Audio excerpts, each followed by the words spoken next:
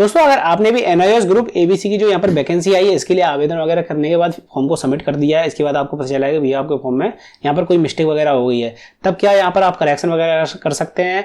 या फिर अगर बाई चांस आपने फॉर्म को मतलब पूरा फिल भी कर दिया लेकिन आपने फीस नहीं कटवाई है और फीस कटवाने से पहले या फिर प्रीव्यू करते टाइम ही आपको पता चलेगा कि भैया आपके फॉर्म में कोई मिस्टेक वगैरह हो गई है, तो उसको किस तरीके से आपको करेक्शन करना है, यही पूरी जानकारी आपको इस वीडियो में देने की कोशिश करूंगा। तो वीडियो शुरू से लेकर आखिरी तक पूरा देखिएगा। और दोस्तों चैनल पर अगर पहली बार है फटाफट चैनल को सब्सक्राइब कर लिए ताकि फ्यूचर में भी आपको ऐसी जॉब्स और वैकेंसी रिलेटेड जानकारी अपडेट्स वगैरह मिलती रहे। सबसे पहले तो यहाँ पर हम बात करते हैं दोस्तों, अगर आपने फॉर्म को पूरा फिल करने के बाद प्रीव्यू वगैरह पे आप अटके हैं, यहाँ पर आपने देखा कि भैया फॉर्म को सबमिट करने का ऑप्शन आ रहा है लेकिन हमें बैक करने का कोई ऑप्शन नहीं मिल रहा है, किस तरीके से हमें यहाँ पर बैक करना है, कोई फॉर्म में आप कोई मिस्टेक वगैरह हुई है उसको कैसे आप करेक्शन वगैरह कर सकते हैं।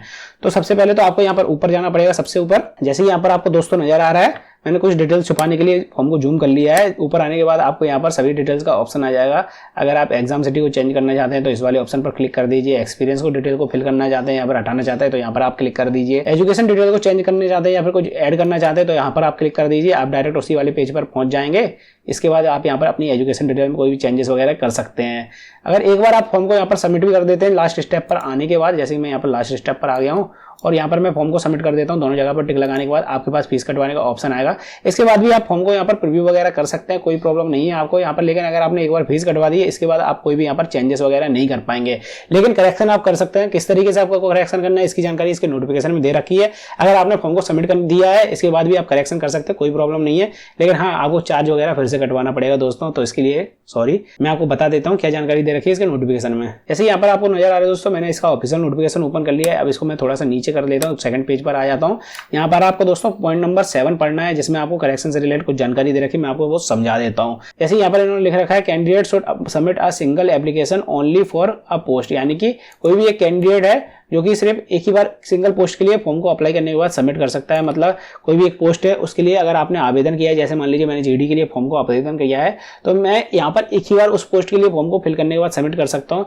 In case of multiple application registration for any post, अगर कोई ऐसा केस पाया जाता है जिसमें एक कैंडिडेट ने 2 बार फॉर्म को सेम पोस्ट के लिए अप्लाई कर दिया, मान लीजिए पहली बार उसने जीडी के लिए अप्लाई कर दिया, दूसरी बार फिर से उसने फॉर्म को फिल किया, फिर से जीडी के लिए अप्लाई कर दिया, तो उस केस में क्या होगा दोस्तों, the last registered application shall only be consider, यानी कि उस केस में उसकी जो लास्ट बार उसने आवेदन वगैरह फिल किया है जिसकी फीस वगैरह भी उसने कटवाई हुई वो यहाँ पर कंसिडर की जाएगी। उसके अलावा उसकी जो पहली वाली फॉर्म होगा वो यहाँ पर कैंसिल कर दिया जाएगा। तो यहाँ पर यही करेक्शन का तरीका हो सकता है। कोई इसमें करेक्शन की डेट वगैरह तो वैसे इसमें दे नहीं रखी कि आगे चल के कोई आने वाली है, अगर आ जाती तो कह नहीं सकते, उसके बारे में तो यहाँ पर इन्होंने बता नहीं रखा है।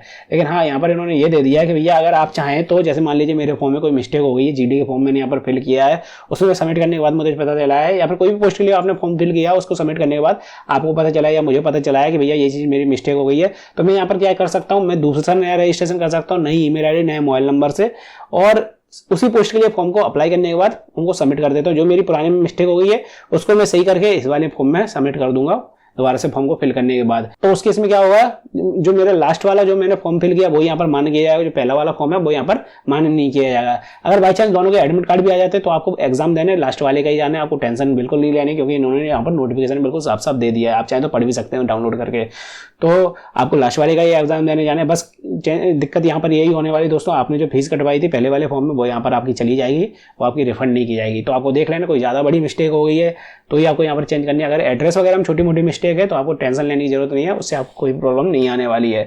और आपको लग रहा है कि भैया आपके फॉर्म में कोई ज़्यादा बड़ी मिस्टेक है या फिर नहीं है तो आप मुझे कमेंट सेक्शन में पूछ सकते हैं, कोशिश करूँगा आपके कमेंट्स और मैसेज का रिप्लाई करने की। और दोस्तों अगर आप यहाँ पर दोबारा से फॉर्म को फिल करने की कोशिश कर रहे हैं और यहाँ पर आपको फोटो सिग्नेचर अपलोड करने में प्रॉब्लम आ रही है तो आप ऊपर वाली वीडियो देख सकते हैं, मैंने पूरी प्रोसेस बता रखी किस तरीके से आपको यहाँ पर फोटो सिग्नेचर और मार्कशीट वगैरह या फिर जाति प्रमाण पत्र वगैरह अपलोड करने हैं।